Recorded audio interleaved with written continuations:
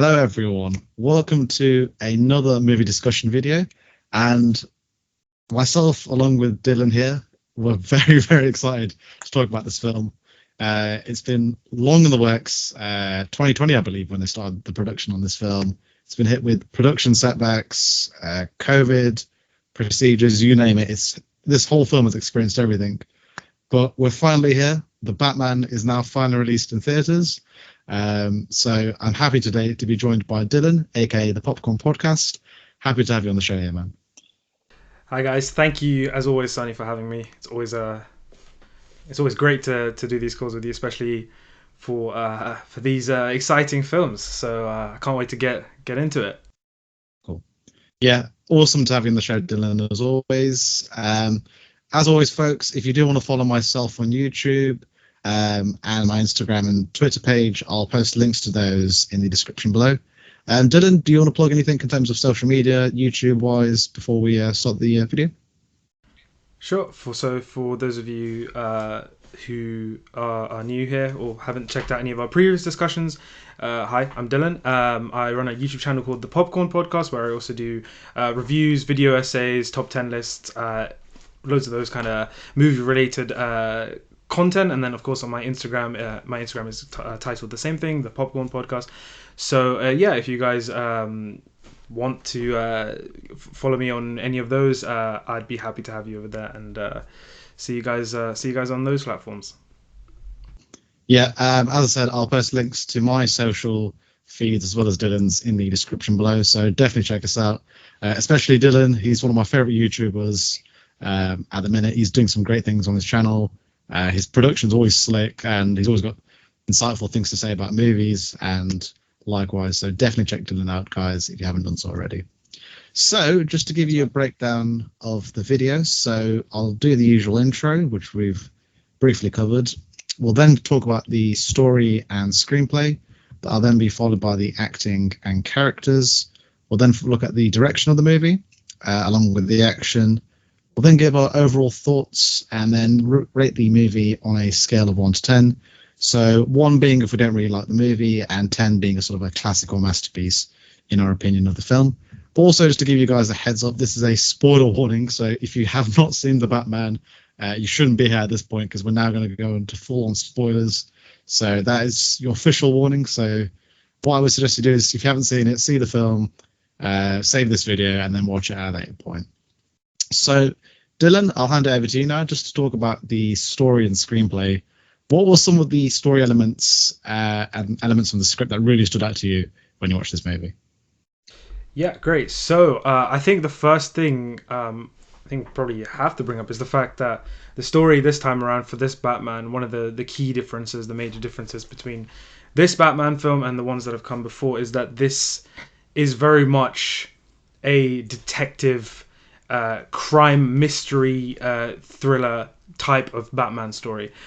We have seen elements of the detective side of Batman come out in previous films, but never to this extent. This really doubles down on that element for sure, and uses the action to elevate the main story, that being this really riveting, really investing crime thriller that we get to follow Batman and of course his allies in this film, Jim Gordon, Catwoman, and so on, and really sort of get wrapped up in this new story that we haven't yet seen been put to screen yet. So I think that was the biggest sort of, I wouldn't say surprise, because it was very much teased in the marketing and in the trailers, but this is, I think, an action film that kind of element comes sort of second to the main story here. I think the main story is of it being centered around a sort of this detective mystery is the real focus, and of course the action is used to elevate the main plot. So yeah, did you have a similar impression, Sonny? Yes. So I'm so glad, Dillon, you brought up the detective element of this movie. That's one of the things I really was hoping they'd stuck the landing on, because Matt Reeves and well, he's essentially, normally they have a team of writers with these big superhero films, but he's the co-writer, he's the producer and the director. That's one of the big things he said when he was making this film, that is a detective noir film. When he started comparing it to films like Seven and then Zodiac, Dillon, you know more better than most people, but I love David Fincher. So as soon as those words were thrown out, I was like, yes, if he sticks the landing with this, I'm going to be so ecstatic. And as you watch the film, you quickly realize it's a very detective orientated film, especially with the riddle element of the film. With the riddle obviously being the central villain of the movie, the riddles are kind of spread out throughout the film, and that really kind of is the driving force of the detective element of the movie. I loved how Batman is paired up with Jim Gordon. It very much reminded me of Morgan Freeman and Brad Pitt from Seven. I love that kind of counterbalance. I really dug that whole vibe. And obviously the visuals kind of are throwback to Seven, which we'll get to in sort of the direction element of discussion. So moving on to the acting and character section of this discussion. So I'll kick things off in terms of my thoughts. So starting with Robert Pattinson. So I know there's a lot of controversy when he first got cast as Bruce Wayne and Batman, mainly because of the Twilight phenomenon. He's kind of, I think casual audience members only know him from that particular saga. And if you haven't seen his body of work in, I'd probably say the last 5 or 10 years, then you don't know how much work he's put in, certainly in the indie world, to show his acting prowess. Films like Tenet, The Lighthouse, even The Lost City of Z, which doesn't have a big role, but he's really good in the supporting role. They all showcase his acting ability. And so when he was cast as Batman, that was the kind of the focus and mentality I had, was if he's going to bring that indie sensibility into this sort of genre blockbuster, and man does he deliver with, in my opinion, probably one of his best performances, if not the best performance of his career. This is a role which there's not a lot of Bruce Wayne, so he's Batman for like, correct me if I'm Dillon, but I think like 90-95% of the movie, something like that sort of ballpark figure, where he's just Batman in costume. But what that does is that it allows him to express a lot of his feelings and emotion just through looks and body language, which we really haven't seen before in a Batman movie. Batman often uses fear and the power of his words, and he kind of uses that to instill fear in his criminals and the criminal underworld of Gotham. But in this film, it's very much the visuals and so the mythic status of Batman is kind of takes over. And Robert Pattinson does a lot with just facial expressions, body language.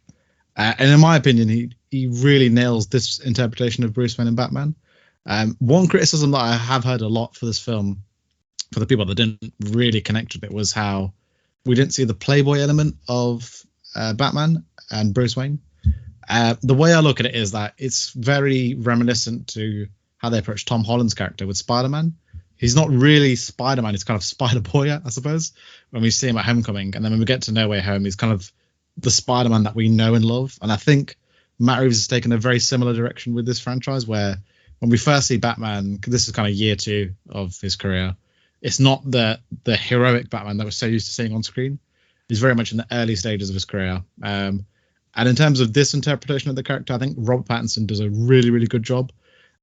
People say there's not a lot of emotion in his role, but I think the one scene that really sells his Bruce Wayne is that scene with Alfred in the hospital, where he's holding his hand, and it's like it's almost tear-jerking in a way. You see these two characters finally connect, and obviously Andy Serkis is obviously great in the scene, but a lot of the emotion and the selling of the emotion comes from Robert Pattinson's performance. If he doesn't nail that sort of transformation from where he is at the beginning of the film, very cold, calculating figure, to this kind of this emotional side of him coming out, if he doesn't nail that part, then I think the movie, in a lot of ways, certainly the emotional part, kind of goes to the wayside. But he really knocked out of the park with his performance. Obviously the choreography, the fighting style of Batman is very bare knuckles, on the ground sort of boot style, and I really love that about this interpretation of Batman.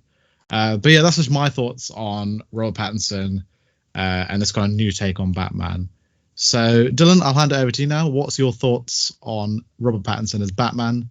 Do you think he nailed it, or do you have problems that you found with his performance?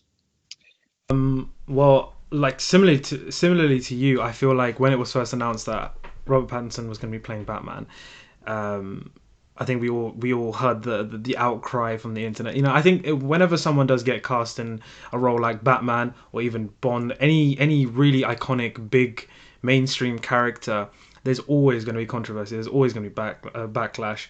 Just take the example of Heath Ledger being cast as the Joker in The Dark Knight. And he, in my opinion, gave one of the greatest performances we've ever seen. So not to necessarily compare that to Robert Pattinson, what he does here in Batman, but I think he does a really, really great job here in this role.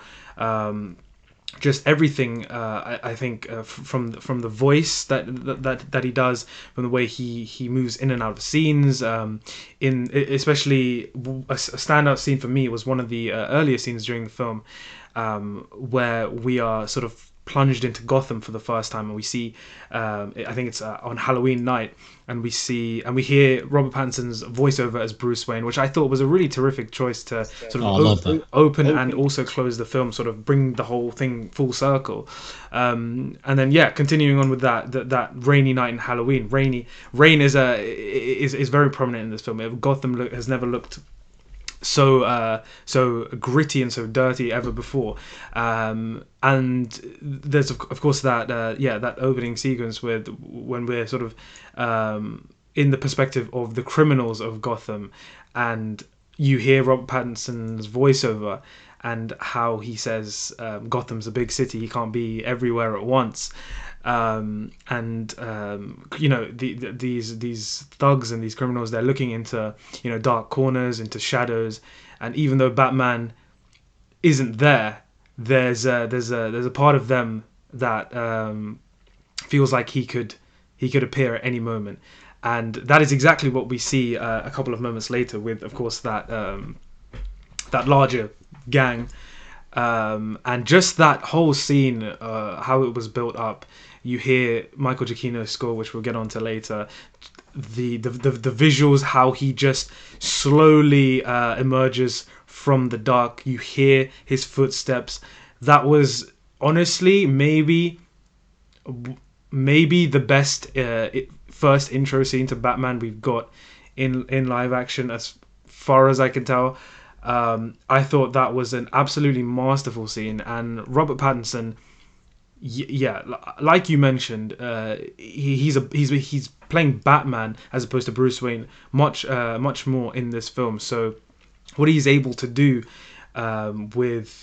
he does have dialogue, he does have a lot of dialogue, but in the scenes where there's not much dialogue coming out of him, how he's able to move his body, to act with his eyes and his facial expressions alone is just terrific. And I personally think that is one of the true tests of a great actor, whether or not they're able to convey their character, give a brilliant performance with minimal dialogue. And I think that is exactly what he does here. And I'm honestly not surprised that Robert Pattinson has given this great of a performance, because I've been following his work since Twilight. I have seen the Twilight films, and look, they're not great, but just how he's managed to turn his career around since then is really, really amazing. And I've been rooting for him a lot over the past couple of years. His performances in films like Good Time, The Lighthouse, Tenet, of course, and quite a few more as well, have really sort of demonstrated his ability and shown me why he was a really good choice for this character, of course. And not to mention, of course, the supporting cast here. I think every single actor really steps up and delivers really great performances. I cannot think of a weak link anywhere at all in the cast. Like I said, Andy Serkis, I love Andy Serkis so much. I was fortunate enough to run into him in the street one time, and he was just the best guy ever. I thought he was an absolutely terrific choice for Alfred. Of course, him and Matt Reeves have worked together before on the Planet of the Apes films. I thought he was a brilliant Alfred, very different to the ones we've seen before, and the relationship he has with Bruce in this film is also very different to the ones we've had before. There's a lot of turbulence between the two, and how that relationship in particular evolves and changes over the film's runtime. How they're able to put the past behind them and resolve things in a really, really touching and emotional scene, like you mentioned in the hospital, was really, really great. Zoe Kravitz as Catwoman might just be my favorite Catwoman to date. I thought she was absolutely fantastic. One of my friends, I think a couple of years ago, when the cast for this film was announced, we were talking about Zoe Kravitz as Catwoman. I thought personally, like, she could do a really good job. Some of my friends were saying she's not really had that many roles that have really necessarily impressed anyone. Not to say she's a bad actress, but there's not really been that one standout Zoe Kravitz role. And I think this is sort of the one of the big sort of performances that's really going to shape her legacy in particular. I thought every aspect of Catwoman she absolutely nailed. Just from that sensuality, that seductive nature of Selina Kyle. But also the in a lot of the physical scenes when she has to take down thugs and whatnot, and she has an arc as well in this film, which was a really great thing to see, and just the way sort of Batman and her, I think you mentioned this in your review, which was spot on, the fact that the two of them are meant for each other, but they can't be for they can't be together. It really lends this sort of tragic quality to it as well, and just the way things play out with her arc in particular, how it's revealed that Carmine Falcone is her father. That genuinely surprised me, because that isn't really how it is in the comics or anything like that, and I thought that was a really interesting choice. I thought John Turturro as Carmine Falcone was excellent as well. I thought he did a really, really good job. Colin Farrell as the Penguin, completely unrecognizable under all the makeup. I don't like the voice that he puts on. Like, honestly, I genuinely believe that, of course, if none of us had known that Colin Farrell was playing the Penguin, we'd have no fucking clue who was playing. I want to know. So good. He was absolutely amazing. I think we'll get onto this in a second, but I just want to sort of give a little tease. The look that he gives when he sees the Batmobile ignite for the first time. Oh, it's so good.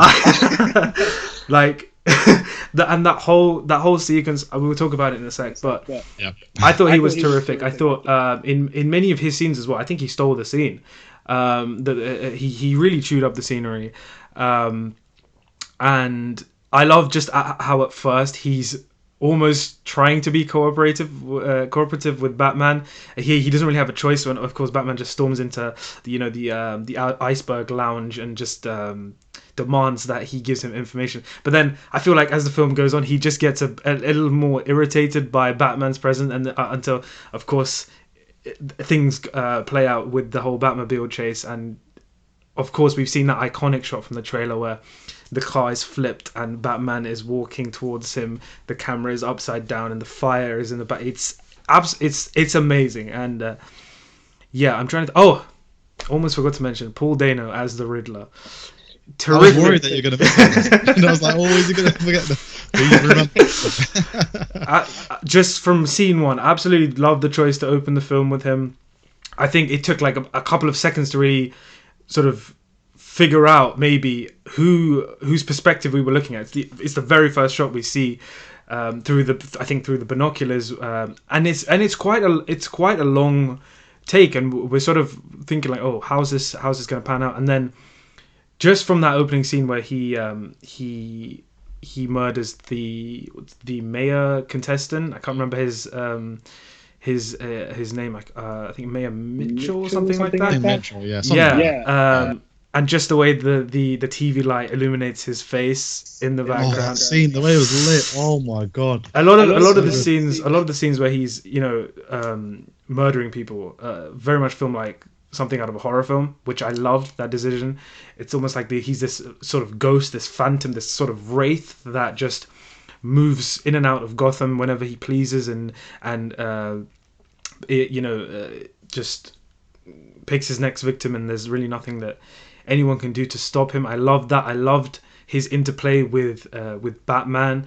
Paul Dano, I feel like, yes, he's reading the lines off the script, but he's sort of very much in command of how those lines are delivered. And Matt Reeves, I feel like that's where you can feel that trust between the director and the actors, when you give that leeway and that sort of space for experimentation. Paul Dano, the way he just he changes his voice, he modulates. Like, I got jump scared just the amount of times that he just like in some of the scenes, like moments, he'd be talking really quietly, next second, boom, he's like shouting, screaming.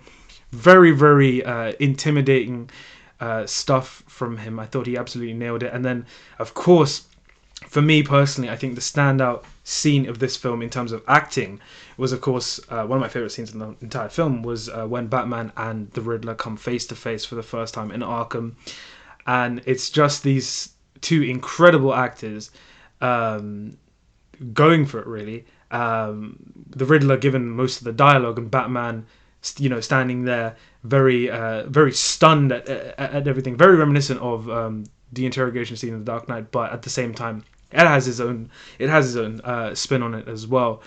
And yeah, very quickly before we sort of round off this segment, of course, spoiler alert, I know we said spoilers at the start, but of course we have that little scene at the end in Arkham with the Riddler and now what looks like to be Barry Keoghan playing the Joker. We'll see how that sort of unveils, but I personally think that is a terrific choice. I've seen Barry Keoghan in a lot of work. I think his most recent film that he did was probably Eternals, even though that film wasn't great. I personally think his performance was the best. He was my favorite character in that film, but also also in he was in. I remember he was in Christopher Nolan's Dunkirk, and my personal favorite performance that he's given has been in a film called The Killing of a Sacred Deer. I'm not sure if you've seen that film. 100% recommend that film just to see what he is capable of as an actor, and how sort of psychotic of a performance he can really give.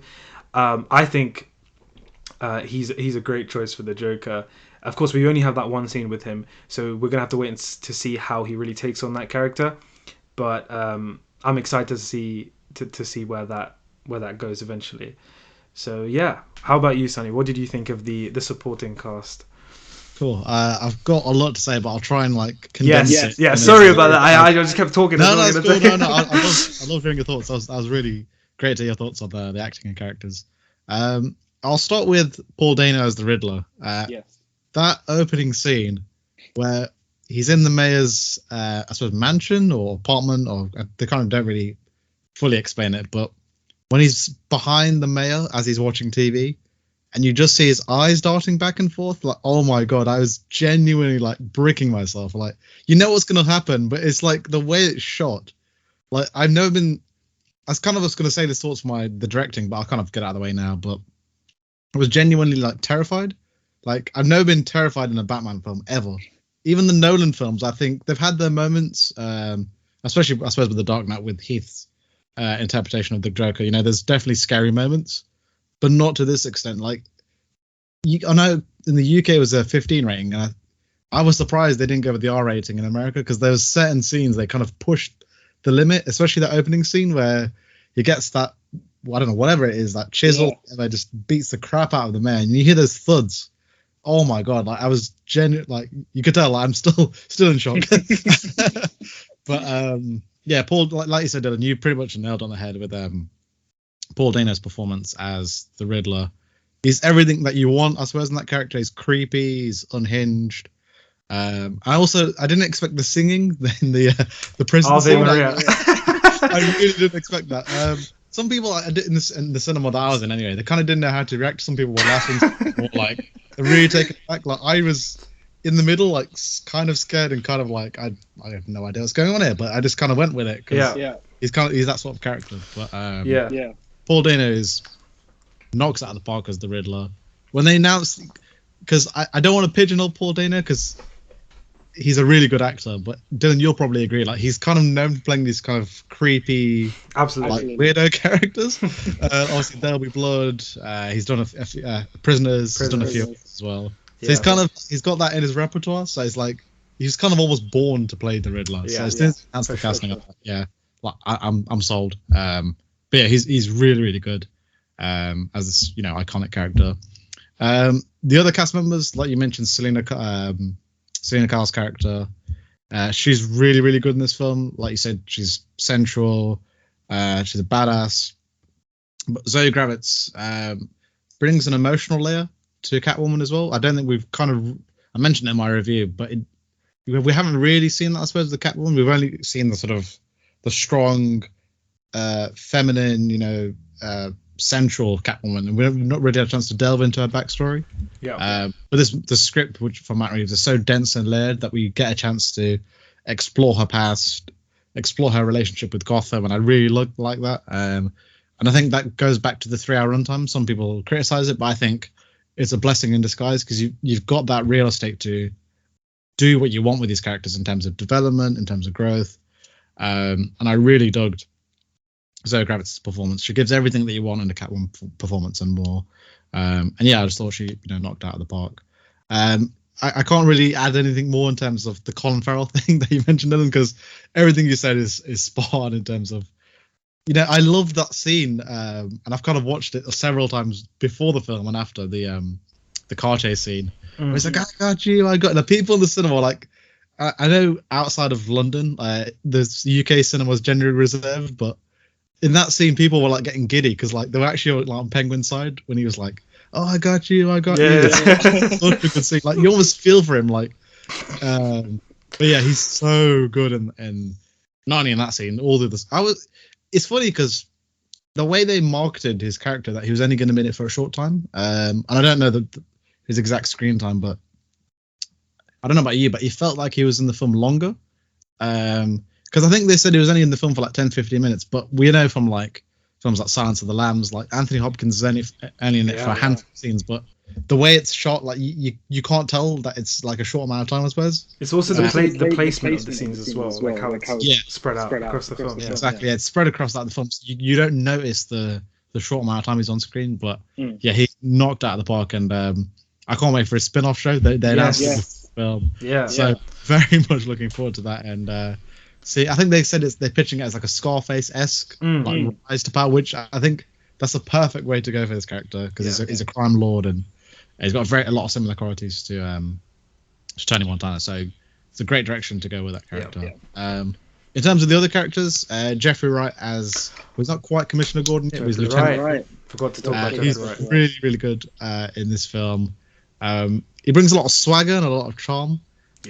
Even that scene, the prison scene when Batman shortly after the funeral scene, Batman's lying on that scene, and then Gordon's kind of talking to him, and he's got this like weird, not weird, but it's kind of like this. He has like very unique mannerisms, and he's like, you think Mackenzie is like one of those like informants? I can't remember, talking about the Mackenzie character. Yeah. But the way he like delivers his lines I've never seen that sort of angle to Gordon. He's got a lot of charm, a lot of charisma, because Gordon's played generally very straight and very narrow, but Jeffrey Wright infuses a lot of charisma and charm, which I really dug. And obviously his chemistry with Rob Pattinson, he knocks out of the park, of course. The only John Turturro as Carmine or Falcone. I think that they always go back and forth with Falcone. I think Falcone. I don't know what the definitive pronunciation is. I'll just go with what they said in this film. Carmine Falcone. John Turturro is really good in this film. A lot of people were worried because they were thinking about. I'm assuming they were worried about this Transformers kind of, because he's known for a lot of comedies that bring that sort of sensibility. Because I know Matt Reeves is a very meticulous director and he's got a very distinct tone. That was never going to be the question. And anyone that knows John Turturro, you'll know this, Dillon. Like he was a very dramatic actor when he first started out. Films like Barton Fink. He's got that range in him. But yeah, he's fantastic in this film, and there's a lot of elements and layers to his role. And I think that goes back to his relationship with Selina Kyle. They kind of build a backstory with him with the Waynes, which I didn't expect, but I thought that was really interesting. How he was kind of very much directly involved with the murders of the Waynes, which I thought was really interesting. But yeah, that's kind of my like spiel on the acting and characters. As you can probably tell, I loved it, across the board, and I can't wait to see where they go in terms of sequels, in terms of developing these characters. So moving on to the direction of the movie. So Dillon, I'll hand it over to you now. What is it about the direction of the movie that you loved, or maybe was there certain elements that you didn't love? What was your sort of overall take on the direction of this particular movie? I think Matt Reeves has been a director who a lot of people have sort of not given him enough credit for over the past couple of years. I think he's done some really great work in his career, but now I think he's really going to sort of get that spotlight. I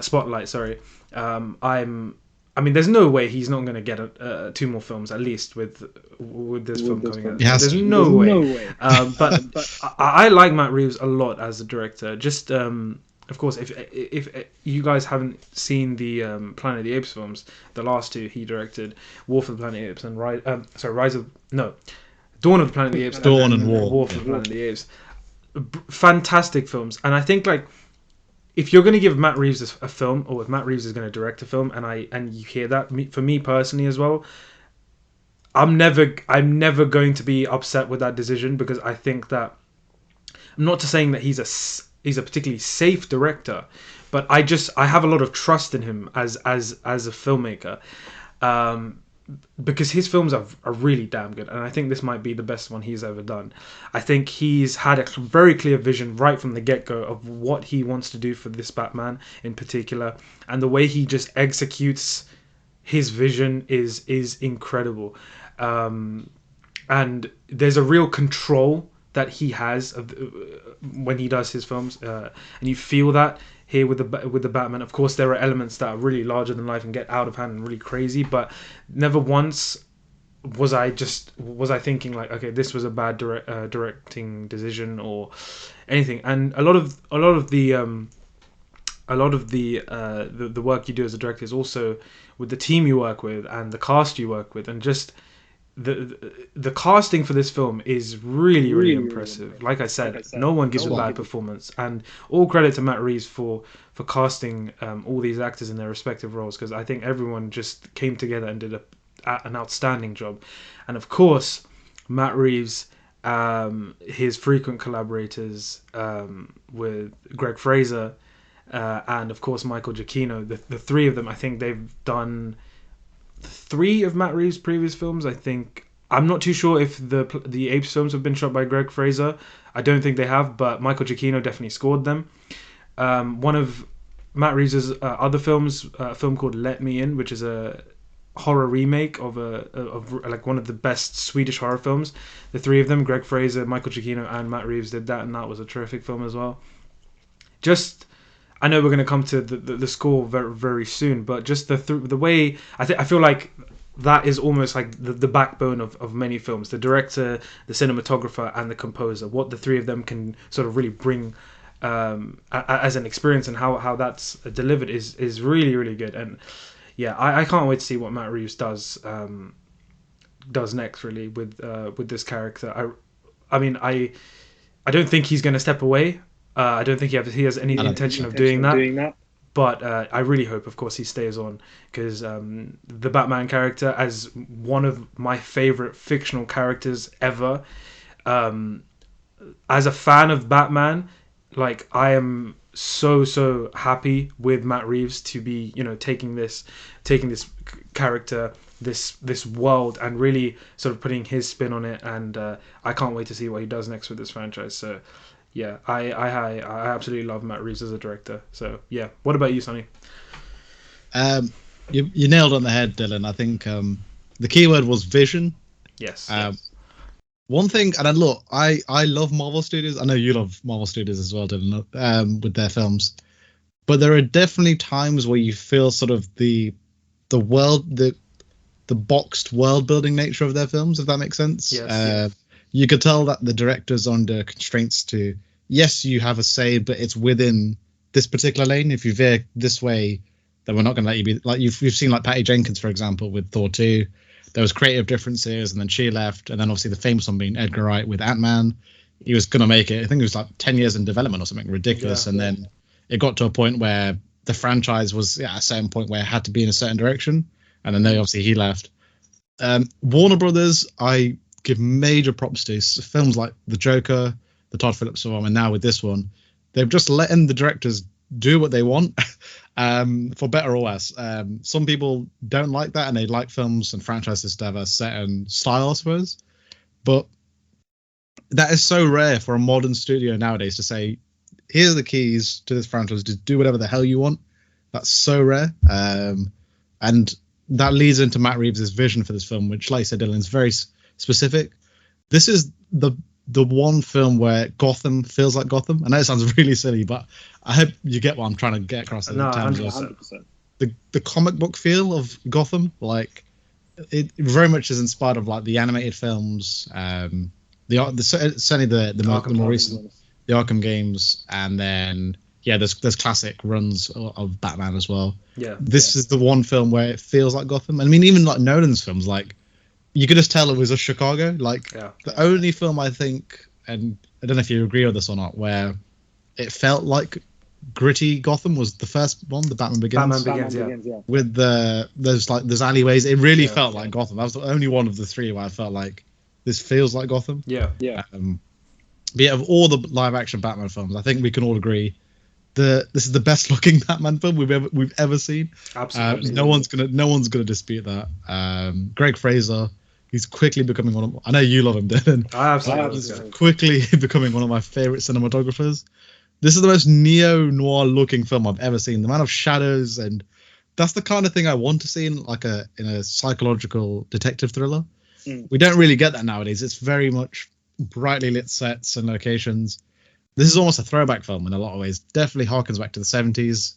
There's very gritty urban locations with shadows and dark lighting. I loved Matt Reeves' vision for this film. Like I said at the start, I've never been more scared in a Batman film than this. There were several scenes where I was just kind of bricking it, like not knowing the outcome. And I've got so many notes here. I'm trying to keep it as condensed as possible.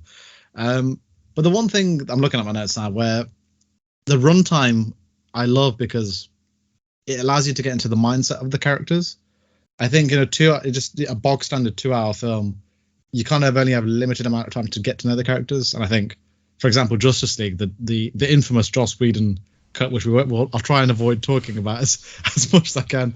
That's an example of how, when you've got a lot of characters kind of crammed into a small amount of runtime, it really hurts the film.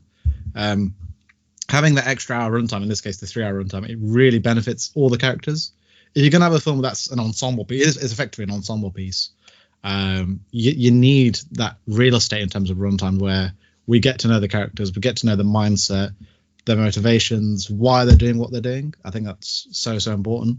But that's all I've really got to say in terms of the direction. The cinematography, like I said, it's the most gothic Gotham we've ever seen. Probably Tim Burton's Batman probably is a close second, maybe, I'd probably say. But yeah, Matt Reeves knocked it out of the park with this film. I don't think there's a single frame in this film that you could take out and it would definitely impact the quality of the film. Kudos to Matt Reeves and the entire team on this film in terms of direction. They've knocked it out of the park, and like I said, I can't wait to see where he goes with this particular franchise. So, moving on to the action of the movie. So, this is interesting because there's not a lot of set pieces, and I think if you've seen the slew of reviews that have come out, especially from fans, that's one of the criticisms they have with this film, is that there is action, but not as much as you would expect in a Batman film. Yeah. But I actually like that because when they do come, it's the impact is more, if that makes sense. Yes. I think we're so accustomed now with all these superhero films to seeing action beat after action beat. I think it becomes monotonous and there's no sort of purpose. That's one thing the Nolan films did really well, is that there is action, but it's action with a purpose, which is the best kind of action in my opinion. And I'm just looking at my notes. There's the scenes that really stood out to me was the opening subway scene in the train station. Oh my days, when you see Batman, you hear Batman's footsteps coming out of the shadows, and then you hear Michael Giacchino's score just blaring in the background. I'm like, oh, like I was literally getting goosebumps all over. And then what I loved about the scene is that the music, it's there, but it kind of fades away as he starts fighting, which I really liked, because normally in the blockbuster, the score would kind of linger in the background, but Matt Reeves is very meticulous, you can tell, because as soon as he hits the guy, the music kind of cuts, and then it kind of gradually comes back in. But my word, that opening scene, I loved how, and of course everyone's seen in the trailers, the quick hand-to-hand combat with Batman. I've never seen that before in a Batman film. Kind of reminded me of the John Wick film, not to that extent, obviously, but kind of the quick hand-to-hand combos with Batman. Kind of felt like a sort of a bare knuckle fighter, kind of ready for a scrap. And it's interesting. Robert Pattinson was saying that when he came in to do that scene, it was all choreographed except for the last two punches. You know, when he's basically, it's like almost gone like a mallet and just being the crap out of the guy. That's literally what it felt like. But yeah, I love that scene. And of course, the car chase. We can't not mention the action without mentioning the car chase. I've got a little story, so it's not really a story. It's kind of more of a moment. So everyone knew the Batmobile was going to be in the film, but I didn't know how they were going to introduce it. And as soon as Penguin, I think, grabs a gun or something, and he's trying to find Batman, and the area they're in is kind of it's basically dark. You can't see anything. And then all of a sudden you hear the revving of an engine, and my word, I just grabbed my brother's arm like a knee-jerk reaction. I was like, oh my god, this is the Batmobile. Like, it was so good. Like, Matt Reeves is so good at isolating sounds and like visuals. And for me, that's one of the best introductions to a vehicle that I've ever seen in a movie. People in the cinema were just like gasping, like, oh my god, it's the Batmobile. And then of course the scene itself. I liked how the camera was kind of mounted and locked to the side of the car. Yes. It was I thought it was really refreshing. And yeah, obviously it's his capital for the finale where we think the Penguins won, but this is a Batman movie. The villains generally don't win. The Riddler. But yeah, those are the two scenes that really stood out to me. I mean, there's a couple of, and obviously the finale as well. There's one thing I do want to mention about the finale when Batman's fighting the Riddler clones, I suppose, they're kind of like copycats. When that theme kicks in again, and he's kind of got the grappling gun and he's shooting each of the Riddlers, I was so hyped and just geeking out. Yeah, I'm geeking out now. But yeah, that I loved every time there was a heroic moment with Batman. We heard the theme. Dillon, I'm a sucker for leitmotifs and themes. So the fact that Batman had a theme and it was a recurring theme throughout the film, I really dug that. But yeah, that's just my thoughts on the action. I think there's not many action set pieces, but when they do come, they definitely pack a punch. And I'm sure in the inevitable sequels, they'll expand the action and it'll get bigger and obviously better as time goes on.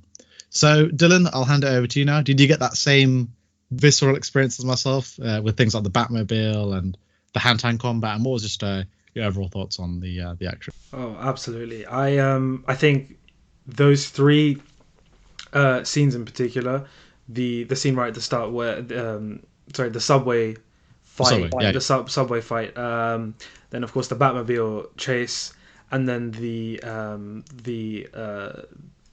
sort of taking down Riddler's goons. Those three are the sort of the main set pieces, and of course one's at the beginning, one's right in the middle, and one's right at the end. So you really have that balance between those action set pieces. So they come at the right time. It never feels like one part of the film is more action heavy than the other. And it really has that nice balance between them. Also, the moments in between, sort of when Batman is when he first goes into the iceberg lounge and there's the club fight as well. Forgot to mention that. The use of lighting, it's amazing. I think the twins, the guards at the door, how he just pummels straight through them. That is Batman. He's brilliant. no one is stopping him. It's terrific work. The subway fight, absolutely amazing. The lead guy is who the hell are you supposed to be? Absolutely fucking decimates him right in front of everyone. And then proceeds to say the line, "I'm vengeance," which is chef's kiss. Incredible. And then you have that one gang member who's like, all of them have full faces of makeup on, but he has like a half face. So he's very conflicted about it.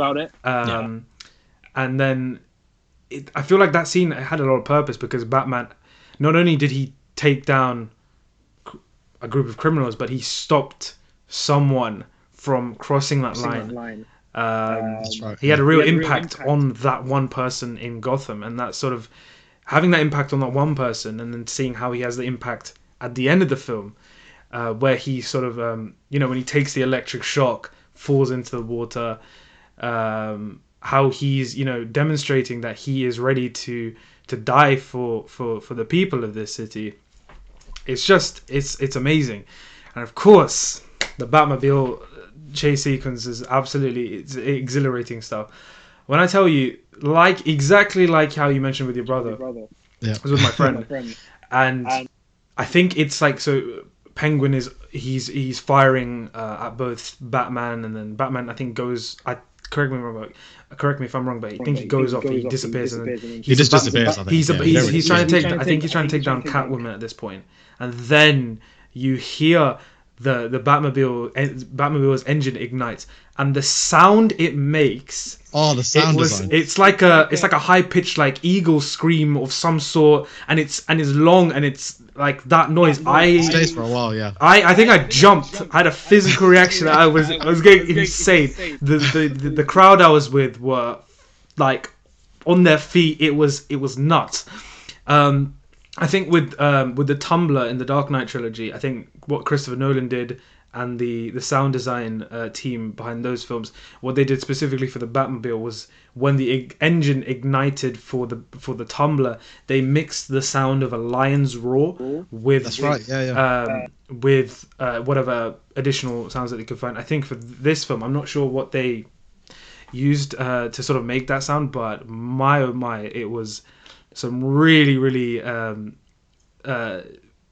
incredible stuff. And of course the chase itself was just fantastic as well. Like you said, the way that they're able to mount the camera, to attach the camera to the Batmobile, to Penguin's car, really put you in the sort of in the back seat of that whole chase sequence was just incredible. It's one of the most visually one of the best visual scenes of the film as well. How that scene of course all wraps up with Batman walking with Michael Giacchino's score playing in the background, the rain, the fire, incredible stuff. I know we'd seen it in the trailer, but when you see the whole thing play out, when you watch the film in the cinema, it's completely different. I like we said when we're talking about the story and screenplay, I think this is first and foremost a detective story. It's very doubled down on that element, but the action, I think, really elevates the main story, and it's really terrific stuff, in my opinion. Yeah, for sure, loved it. So moving on to the final topic in the soundtrack. So anyone that knows me, Dillon knows this as well, I'm a kind of film score junkie. So when I heard that Michael Giacchino was announced as the composer, I have a weird relationship with Michael Giacchino. Like, I do like him as a composer, but there is definitely times where he kind of plays it safe. The main example that comes to mind is the Spider-Man franchise that he's done. Outside of No Way Home, I didn't really connect with Homecoming and Far From Home in terms of the scores. I thought they were solid scores, but I didn't think they were kind of like, the greatest superhero scores of all time sort of thing. But I think it kind of goes back to what I was saying earlier with this film has a very distinct style and vision. And I think the 3-hour runtime definitely helps in this case because, as I said in my review, I think this is definitely biased on my part because I'm a Batman fan. This is the best superhero score that Michael Giacchino has done. The score itself, so specifically the Batman theme, it's not the most complex composition you're ever going to hear. Some people have unfairly, in my opinion, have compared it to the Imperial March from Star Wars. So there are similarities in terms of the instrumentation, but I think they're very different themes. Imperial March has a very elongated kind of sequence of musical notes, whereas I think with this one, there's only a handful of notes in the theme. And I think Giacchino knocks out of the park with the theme.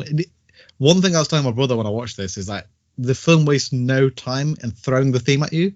That's one of my pet peeves with big budget films nowadays, is that when there are musical leitmotifs and themes, the kind of their impact is reduced in the final film, and that really annoys me. Whereas I think with this film, they waste no time in establishing that this is the Batman theme.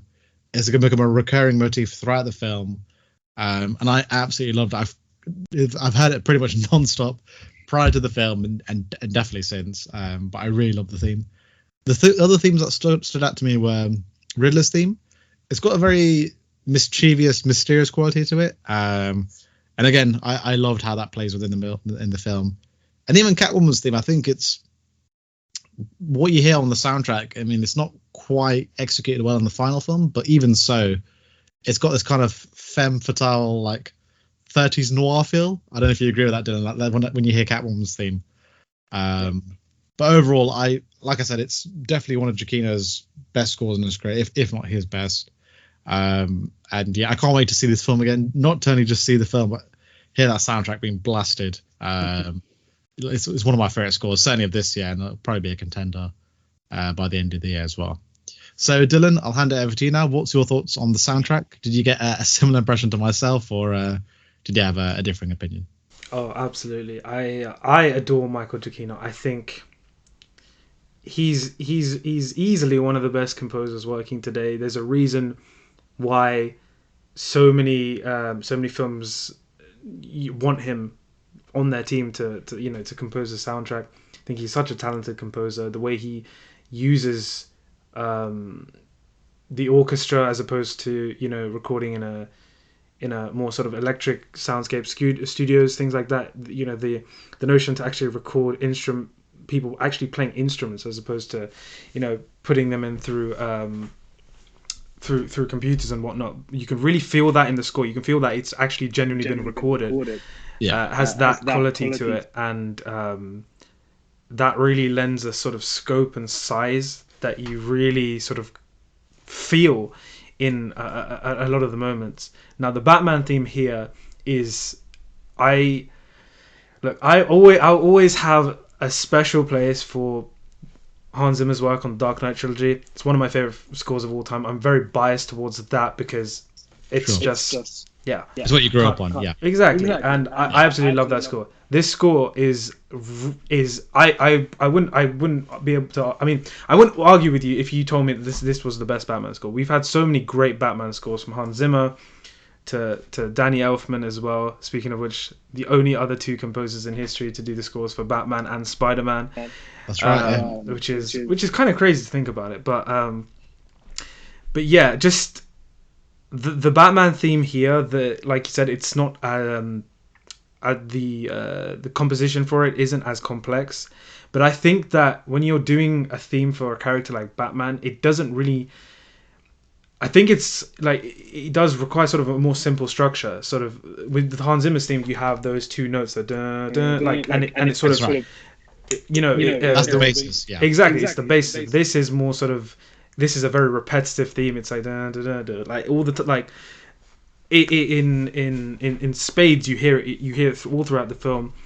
The way he switches up the instrumentation for the same notes throughout the film. He's using a lot of brass in the sort of really grand, larger than life moments where Batman's presence is really dominating that scene. But then you also have the little sort of more nuanced moments where, I don't know, like a piano will kick in and it's playing those notes, or in maybe some of the moments with Selina Kyle, how that sort of comes. I think the leitmotif for the Batman here is really, really, the approach to it in this film is really, really done well. And Matt Reeves also, Matt Reeves feels like, almost like if I were to direct this film and if I was sitting in the editing room, I just want to use the score as much as I can, just nerding out as much as possible. You can tell Matt Reeves loves it. Yeah, you can absolutely.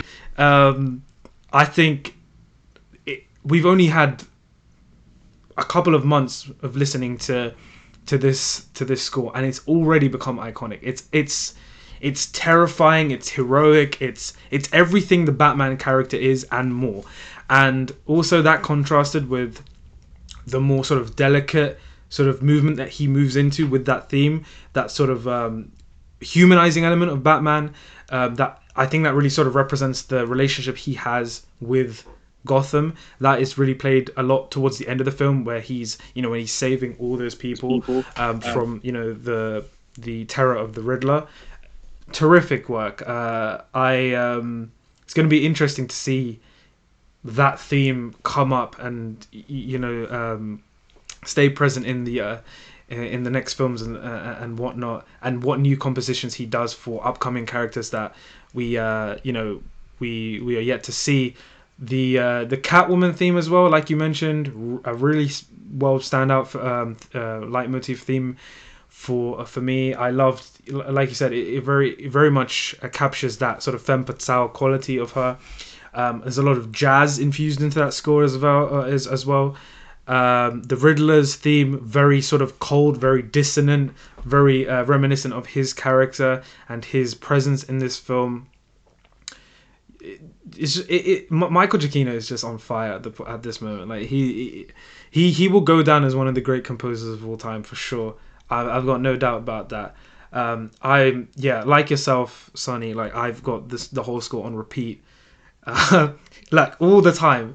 They actually added, I think recently they added a piano sonata of the whole score. It's an 11-minute track that you can find now on the at the very end of the score. It's a piano sonata of the whole thing, and it's beautiful. So definitely listen to that. I think it plays like during the credits of the film as well. So okay, definitely check that out. Yeah. I absolutely love this score. We knew it was going to be good. We heard snippets of it in the trailer, and of course, I think he tweeted a little bit of it of the orchestra that was playing it. I think you said. I think I that was the day I messaged you. Yeah. It was on the back and forth, like, oh, Dillon, have you seen this? I remember that day vividly. Yeah. Just terrific work from Michael Giacchino. I absolutely love the score. So, just to wrap up this video, so we're now going to give our overall thoughts and then rank the film on a scale of 1 to 10. So, Dillon, since you're the guest today, I'll hand it over to you now, just to give you overall thoughts and then rating the movie as well.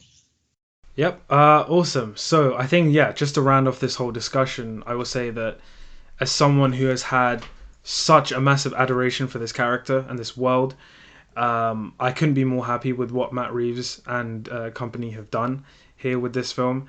It is certainly, I know the film hasn't even been out for a week at this point, but it is one of the best comic book films of recent memory, at least. Only time will tell if it goes down as one of the greats of all time, and I think it has all the components to be within that top category for sure. I absolutely loved the Batman. It was everything I wanted and more, and with Sonny will already know this, you know this, but with my already sky-high expectations going into this film, the fact that it has delivered with flying colours is just, it's incredible. And as a film fan, as a comic book fan, there are very few things that come ahead of that. And it's difficult for me to even put my satisfaction into words for this film.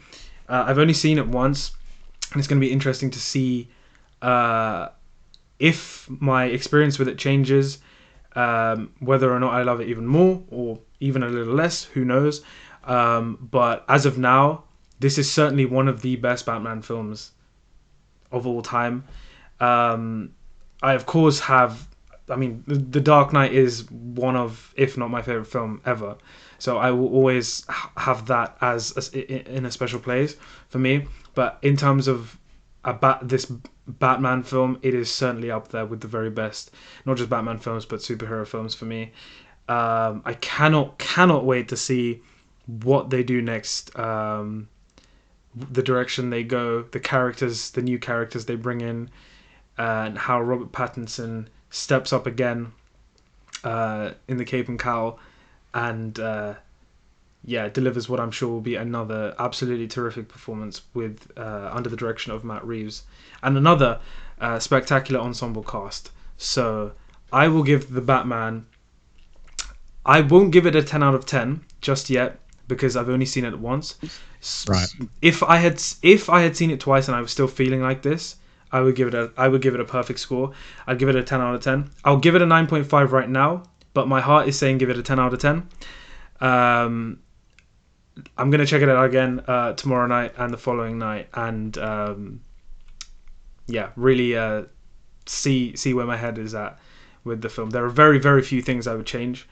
I can't really think of many at this point, but I had an absolute blast with the Batman, and I'm very excited to see the future of this story and these characters. So yeah, that's my overall thoughts, I think, right now.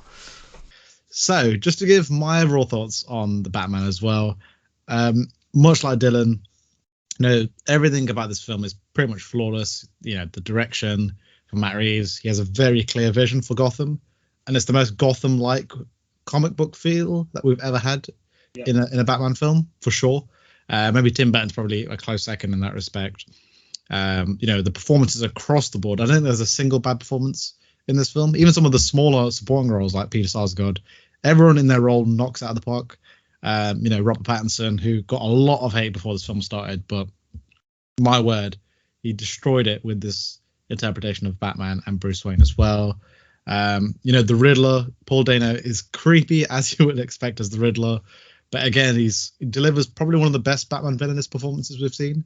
Maybe not quite Heath Ledger, because I think that's always going to be the standard for any Batman film. I think it's very hard to top that, but certainly Paul Dano crafts his own little version of his kind of iconic take of these characters, and he does a really, really good job.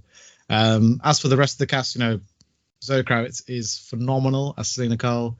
She delivers everything that you want in a Catwoman performance. Sensual. There's the bravado elements and action heavy as well when she needs to be. I thought she was really, really good as well. And of course, Colin Farrell. Can't not finish this review without mentioning Colin Farrell, who is a revelation. I've always liked Colin Farrell as an actor, but the range he's got in this film is unbelievable. I never thought he would go to this kind of direction as an actor, but I really dug his interpretation of the Penguin. And then obviously John Turturro is pretty good, as well as Carmine Falcone. Action, as I said before, pretty much flawless, and the set pieces that we do get, they pack a hell of a punch. It's so you need to see this in a theater if you haven't done so already. It's a big theater experience for sure. And of course the soundtrack for Michael Giacchino, who, as I said before, is definitely the best in his career. In terms of the greatest superhero soundtracks, that will kind of depend upon repeat viewings and sort of more listens of the score as well. But overall, so this is interesting to say this, because when I came out of the cinema, the nitpicks I had were action and the pacing. But then the more I thought about it, I was like, they're not even nitpicks, because the action is there. You have to almost like mull it over and think about the film. And yeah, I'm gonna give the Batman a perfect 10 out of 10, a rare perfect 10 out of 10, because I don't often give 10 out of 10s. It's a flawless film. I can't wait to see this film again when it's available on demand. And like I said, Dillon, I'm really looking forward to seeing where they go with this franchise. And I really hope Matt Reeves and this creative team stay on for the inevitable sequels that we get. So, Dillon, is there any other final thoughts that you want to mention before we wrap up this video? I just can't wait to see this film again. Honestly, all this talking has just. I just want to go right now, but I'm gonna hang on till tomorrow night. So, yeah, like I still have the adrenaline in me from the first time I saw this. So yeah, it's gonna be very difficult to compete with this film as probably my favorite film of the year, and it's only March. We've got we've got some really interesting projects and new films coming out this year. We have Martin Scorsese's new film, David Fincher's new film, Avatar 2. There's a lot of promising projects coming up, but we have kicked off 2022 with an absolute scorcher of a start. So I'm delighted with my experience with this film for sure. Awesome. Like I said, Dillon, it's a pleasure having you on the show as always. I'm so glad that you love this film in the same way that I did. We had sky expectations. They were met and they were exceeded. So kudos to you, Matt Reeves, and the entire team behind this film for making certainly the definitive Batman film, in my opinion. As for the best superhero film, I think I was thinking about this the other day. There's no one definitive superhero film because there's so many genres that the superhero film falls into, like in terms of subgenres anyway. That I think it's, if you had to pick a list, it's probably in the top 5 or top 10. That will probably change as time goes on. But certainly for the time being, it's certainly the best Batman film and one of the best superhero films as well. But yeah, just to wrap up this video, I want to say a huge thanks to Dillon for taking the time out of his day for being on the show here today. It's a pleasure to hear thoughts on movies as always. As I said at the start of the show, yeah. And as mentioned at the start of the show, guys, if you want to follow myself and Dillon either via YouTube or social media or both, definitely check us out. All of our links will be in the description below, so definitely check us out for all things movie related. So once again, Dillon, thanks for being on the show and taking the time out of your day. Thank you for having me, Sonny. Thank you so much. It's a pleasure, and as always, I'll catch you guys in the next one. See you guys. Take it easy, guys.